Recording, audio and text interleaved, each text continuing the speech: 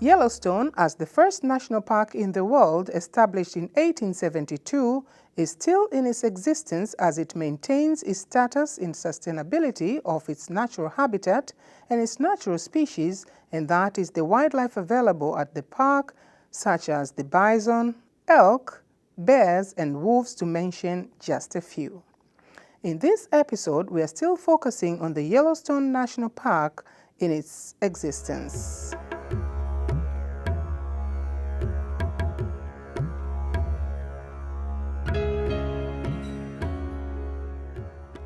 In an exclusive interview with Brian Helms, Backcountry Ranger Supervisor at Yellowstone Mammoth District of about 3,000 acres, my first question to him was, what is the situation like in the hunting activity within the park, and this includes both legal and illegal hunting. It varies from season to season. We have different hunting seasons that there's no hunting allowed in Yellowstone. But adjacent to Yellowstone and the surrounding states, they allow hunting. And so it varies from season to season and from date to date. Right now, currently, we have an archery season that it's open on the north end of the park here on the Montana side for deer and elk right now. And so guys are actually out with archery equipment trying to harvest animals outside the park. Typically, this time of year, what happens is the animals move from the safety of the park and go outside the park to feed on irrigated alfalfa field, hay fields that draws them out for food, and then during the day they come back into the park to rest and bed down during the day, and these guys try to intercept them as they come back into the park. And it's unfortunate they hunt right along the park line, and we have a regulation that if an animal is wounded outside the park and comes in, they cannot come back in to retrieve it. It has to stay in the park. So we spend a lot of time trying to make sure that that doesn't happen.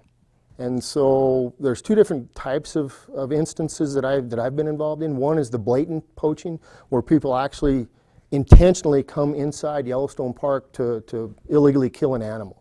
We have a pretty good reservoir of large, what they call trophy class animals, and the competition for these animals as they leave the park is so intense that a lot of these guys don't want to compete with other people, so they will intentionally come into Yellowstone to try to harvest the largest animal they can.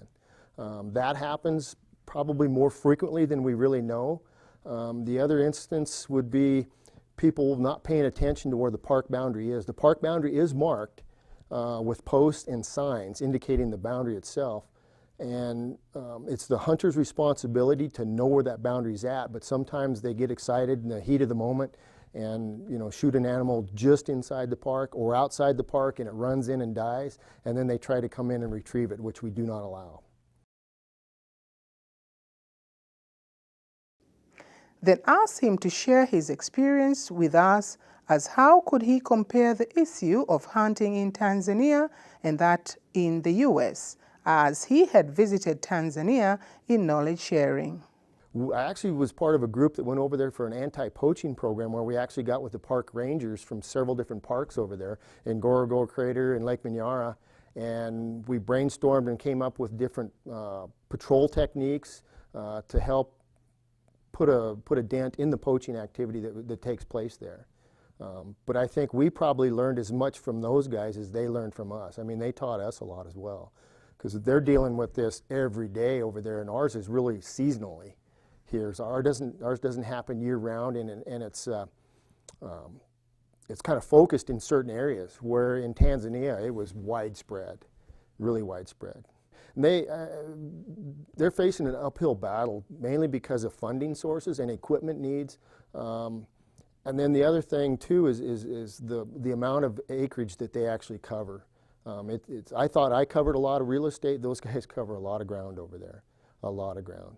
And they face different challenges than we do too. They're over there, there's guys that'll shoot at them, where we typically don't encounter that type of situation here. I mean, it does and can happen, but that's not something we typically encounter here.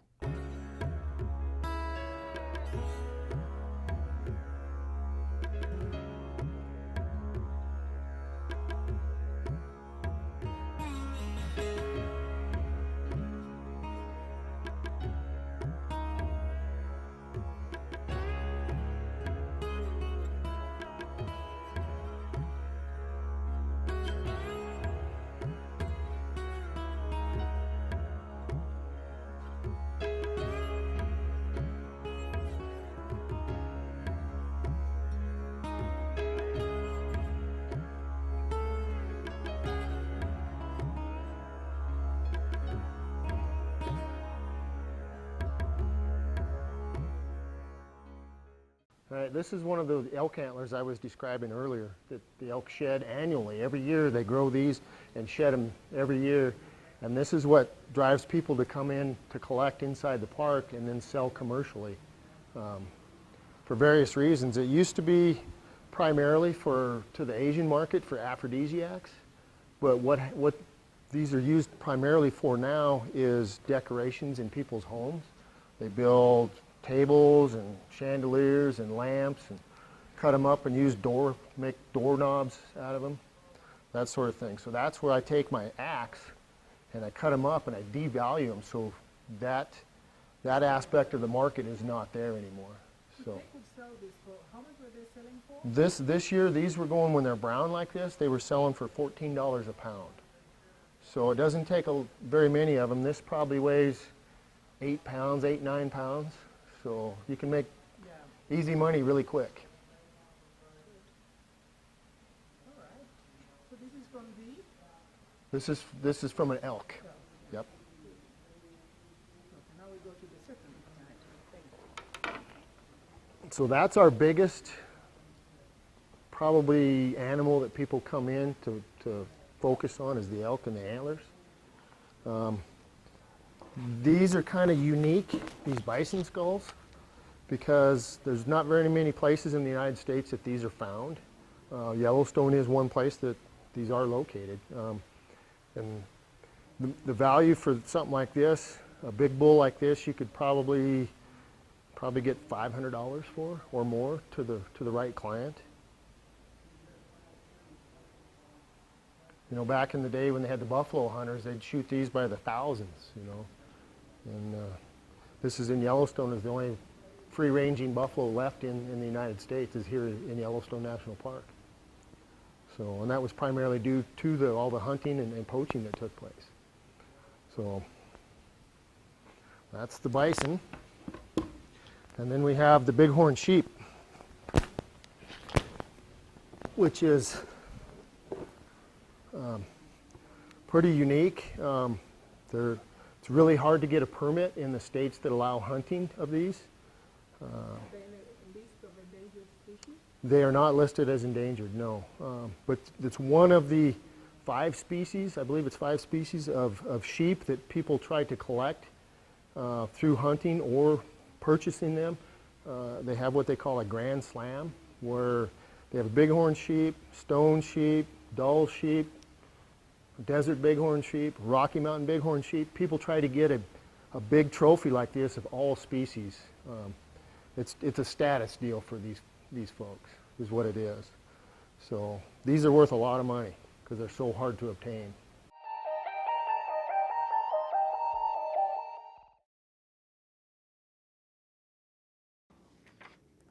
The unique part of the Yellowstone National Park, and of course, it should amaze you, is that it is the first and only national park that has established a court center.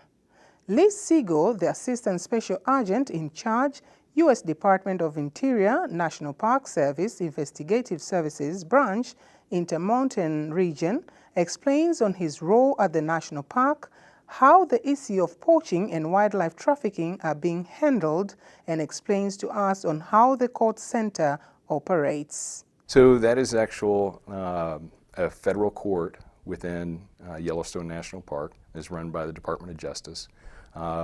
Through Yellowstone's enabling legislation, we actually have a magistrate here within Yellowstone National Park, and he handles everything from your everyday tickets for speeding or people walking off the boardwalk, or he does handle certain procedures when it comes to felonies. He can handle our initial appearances and such. But we have our own assistant U.S. attorney who prosecutes the cases, and then we have our magistrate judge to oversee those cases. So, and there's not many national parks that have that within. So a lot of our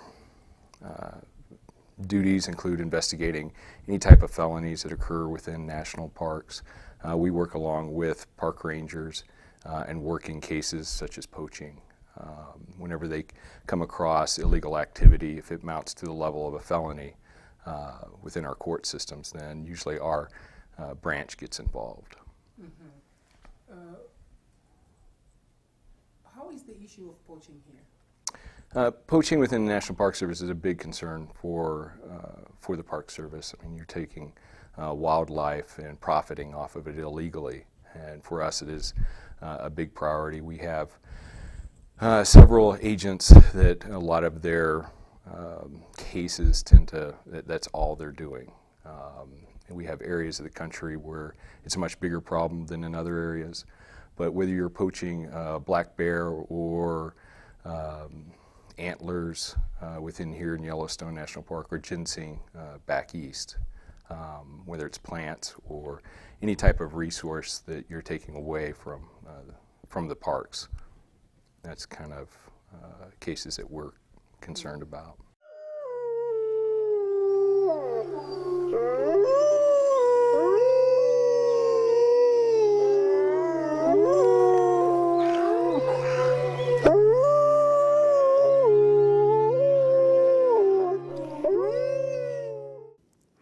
Unlike many other national parks within the U.S. and other parts of the world, the issue of restoration to various wildlife species once are to an extinct are not easy to conduct. But for the Yellowstone National Park, things are different. Here, the senior wildlife biologist, Douglas Smith, explains on the experience with the wolves restoration. So wolves are a rare mammal. They're very similar to wild dogs. I believe you have wild dogs in Tanzania, in that they live in family groups called packs, and that's very similar to a human family. So they have a breeding pair and offspring each year, and not all the offspring leave. So you get family groups of multi-generational offspring, and so that's called a pack.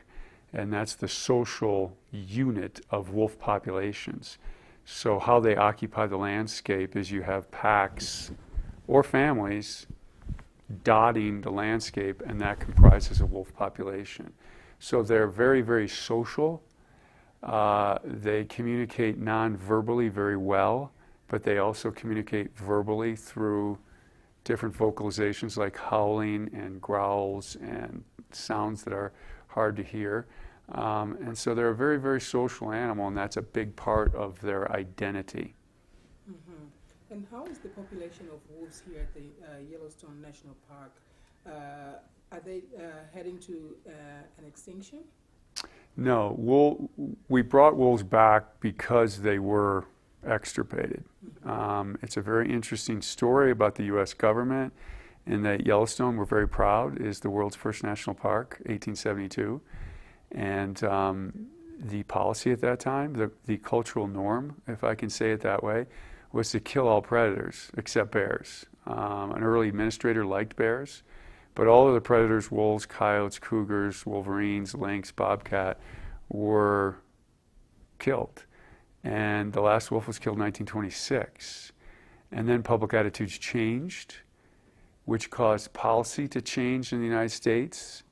So in 1973, we had the Endangered Species Act. In 1974, wolves were put on the endangered species list, and that began a 20-year effort to bring wolves back to Yellowstone. So we actually went to Canada and caught them and released them. And we released only 41, and now there's 550 wolves in Yellowstone and the area surrounding the park. Only 100 in Yellowstone, 10 packs. But those 41 wolves spawned that entire population. So we went from eradication and extirpation to restoration. So we now feel that the population is secure. So the future is bright, except not everybody's excited about this. So the old forces that eliminated wolves, which was wolf hatred, are still prevalent. The only difference is not everybody feels that way. In the old days, everybody felt that way. And so that's the only thing that's changed, but we are still dealing with a lot of people who think this was a really, really bad idea. Mm-hmm.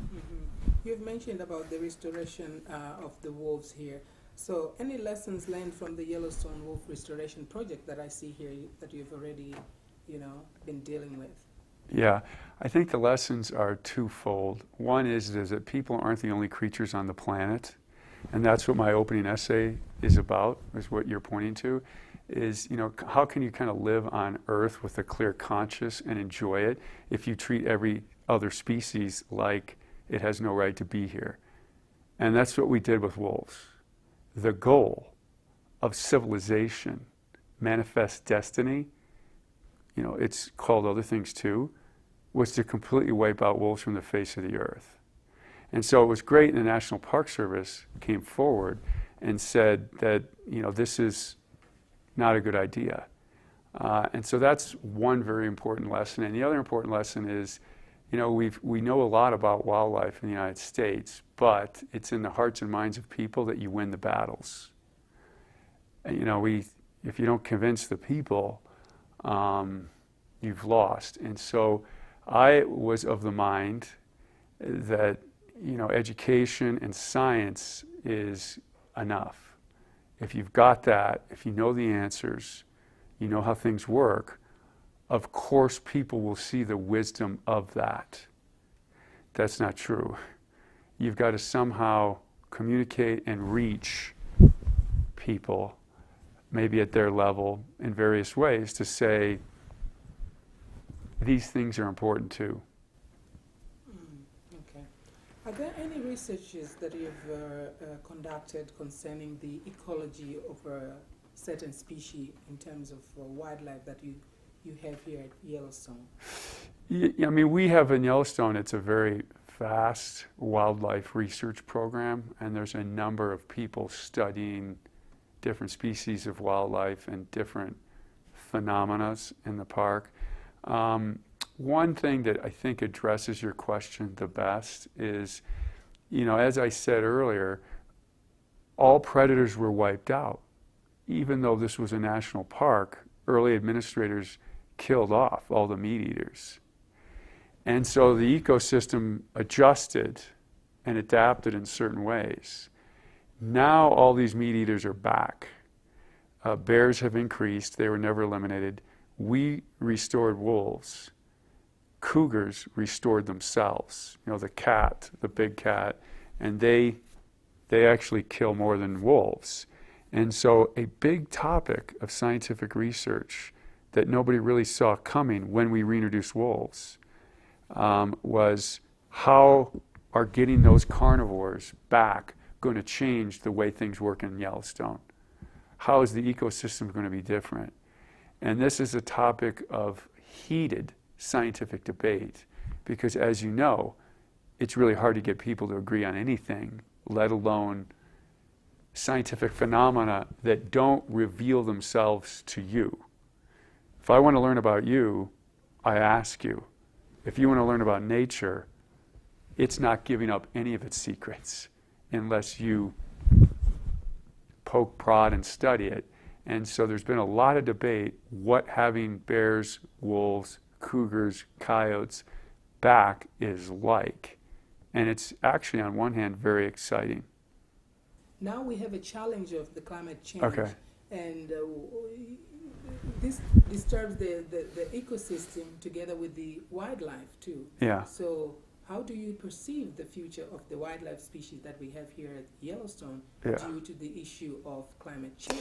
Sure. I think climate change is one of our more difficult challenges that not only the National Park Service, who I work for, is facing, but the world, because it's so hard to predict what's going to happen. To be honest, it's going to be scary, because what climate change means is that species that are adapted to certain conditions, those conditions are going to change. But Yellowstone's boundaries are locked in. They're not going to change. Things might be able to go up and down a little bit, and the predictions are that's going to happen, but they're not going to be able to go up, in and out, because the boundary of Yellowstone beyond that is somebody else's land. And so I don't think the prognosis for climate change is good, but a lot of people are wondering if we can do anything about it because it's so big. It's like holding up a candle in a hurricane. It keeps getting blown out, and you can't keep relighting it. Like, we're probably, we're losing whitebark pine. All the forests are probably going to burn in the next 100 years. But one thing about wolves that shows a glimmer of hope is wolves are probably going to keep elk populations, possibly bison populations, but maybe not too, in check from becoming a boom-bust cycle. Because what we're going to get with climate change is warmer and milder winters, which will help elk numbers build up. But then it's predicted to get catastrophic winters unpredictably. And so if we didn't have things like wolves, cougars, and bears, during the good years, the elk population would soar to really high numbers. And then you get that really bad winter, and it would cause this devastation, this massive die-off. What these carnivores will probably do, we think, this is a question and a prediction, is smooth out those boom busts. During the good years, wolves, cougars, bears won't let those elk numbers soar and build up large numbers. So when the bad years come, not as many elk will die, and the environment will be able to accommodate fewer elk better. That has been a subject of study for us, and others have helped us with that, particularly University of California, Santa Cruz. The researchers from there have helped us. But we think that wolves may have a moderating impact on some of these climate problems.